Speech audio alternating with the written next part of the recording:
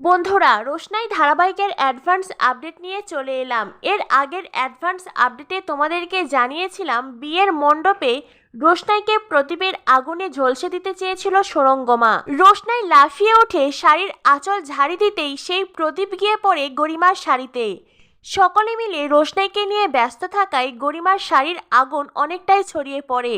গরিমা যখন বুঝতে পারে তার শাড়িতে আগুন লেগেছে, গরিমা চিৎকার দিয়ে ওঠে। সকলে মিলে গরিমার শাড়ির আগুন তো নিভিয়ে ফেলে, কিন্তু তত সময় গরিমা জ্ঞান হারিয়ে ফেলে। গরিমা মাটিতে অজ্ঞান হয়ে পড়ে যায়। এদিকে সুরঙ্গমা লাফালাফি শুরু করে দেয়। সুরঙ্গমা চিৎকার করে বলে, আরণ্যক, আমার মেয়ে বেঁচে আছে তো? আরণ্যক বলে, আন্টি, গরিমা এখনো বেঁচে আছে, কিন্তু গরিমা অজ্ঞান হয়েছে, তাড়াতাড়ি কেউ অ্যাম্বুলেন্স ডাকো। এরপর দেখানো হয় আরণ্যক গরিমাকে নিয়ে হসপিটালে যাওয়ার উদ্দেশ্যে গরিমাকে কোলে তুলে নেয়। সুরঙ্গমা তখন পিছন থেকে বলে, আমি জানি এই সব কিছু হয়েছে এই মেয়ে রোশনাইয়ের কারণে। রোশনাই ইচ্ছে করে আমার গরিমাকে আগুনে ঝলসে দিতে চেয়েছিল। সব কিছুর জন্য এই রোশনাই দায়ী। আরণ্যক তখন সুরঙ্গমাকে বলে, আন্টি, ফালতু কথা বলবেন না, এখন ফালতু কথা বলার সময় নয়, গরিমাকে হসপিটালে নিয়ে যেতে হবে। আরণ্যক গরিমাকে নিয়ে ওখান থেকে চলে যায়, কিন্তু সুরঙ্গমা রোশনাইয়ের দিকে তেড়ে আসে। সুরঙ্গমা সকলের সামনে রোশনাইকে দোষারোপ করতে থাকে, রোশনাইকে চড় মারে। এমনকি আরণ্যকের মা জাহ্নবী সকলে সুরঙ্গমার কথার সাথে সায় দিয়ে রোশনাইকেই দোষারোপ করতে থাকে। এদিকে মাধবীলতা তো কিছুই বুঝতে পারছে না সকলে মিলে রোশনাইয়ের সাথে এমন আচরণ কেন করছে, কারণ আসল সত্যিটা তো মাধবীলতা দেখেছে। এদিকে সুরঙ্গমা, জাহ্নবী, আরণ্যকের মা রোশনাইকে এমনভাবে কোণঠাসা করে যে রোশনাই যে কিছু বলবে তার কোনো উপায় নেই। আর রোশনাই কিছু বললেও এই মুহূর্তে কেউই রোশনাইয়ের কোনো কথাকেই বিশ্বাস করবে না। ছোটু আর মাধবীলতার রোশনাইয়ের এমন অপমানে খুব খারাপ লাগছে। তখনই সেখানে নীলাঞ্জ এসে সুরঙ্গমার হাত ধরে টেনে নিয়ে যায়। নীলাঞ্জ বলে, আমাদের মেয়ে এখন হসপিটালে, সুরঙ্গমা চলো, এক্ষুনি হসপিটালে যেতে হবে। সুরঙ্গমা ওখান থেকে চলে গেলে জাহ্নবী আরণ্যকের মাকে বলে, মেজ কাকিমণি, গরিমার পা নিশ্চয়ই পুড়ে গেছে, গরিমা বেঁচে যাবে তো? আরণ্যকের মা বলেন, গরিমার কিচ্ছু হবে না, চলো। এই মেয়ে, তুমি আমার গরিমার ক্ষতি করতে চেয়েছিলে তাই না? আগে গরিমা সুস্থ হয়ে ফিরুক, তারপরে তোমার একটা ব্যবস্থা করব। আরণ্যকের মা রোশনাইকে ধাক্কা দিয়ে ওখান থেকে চলে যায়। ছোটু তখন রোশনাইয়ের দিকে এগিয়ে আসে। রোশনাই মূর্তির মতন একপাশে দাঁড়িয়ে কাঁদতে থাকে। এদিকে গরিমাকে হসপিটালে নিয়ে আসা হয়। আজ সুরঙ্গমার ভুলের কারণেই তার নিজের মেয়ে জীবন মৃত্যুর সাথে লড়াই করছে।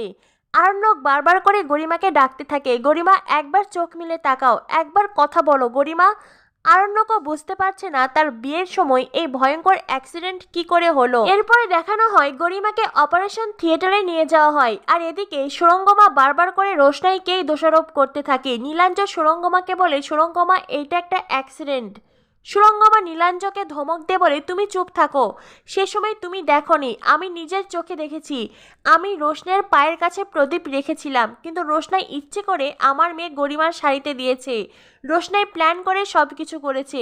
আমি রোশনাইকে কিছুতেই ছাড়বো না, আমি রোশনাইকে শেষ করে ফেলবো। এদিকে বিয়ে বাড়িতে মানসিকভাবে ভীষণ ভেঙে পড়েছে রোশনাই। সকলে রোশনাইকে দোষারোপ করছে।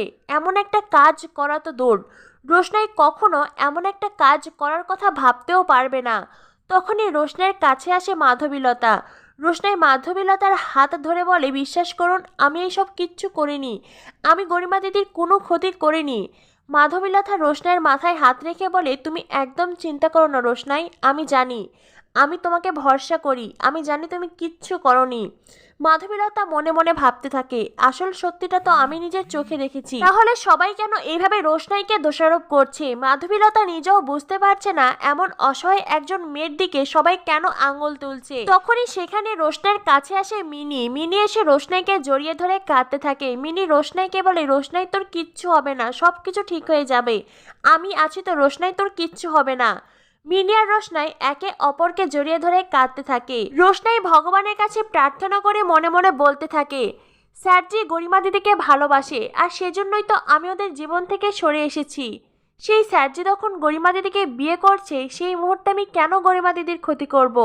আমি গরিমা দিদির কোনো ক্ষতি করিনি ভগবান, আমি তো আরো সবসময় চেয়েছি ওরা দুজনে ভালো থাকুক, সুখে থাকুক। কথাগুলো ভাবতে ভাবতেই রোশনাই হু হু করে কাঁদতে থাকে। তখনই মাধবীলতা রোশনাইয়ের কাঁধে হাত রাখে। রোশনাইকে বলে, রোশনাই, তুমি কোনো চিন্তা করো না, আমি সব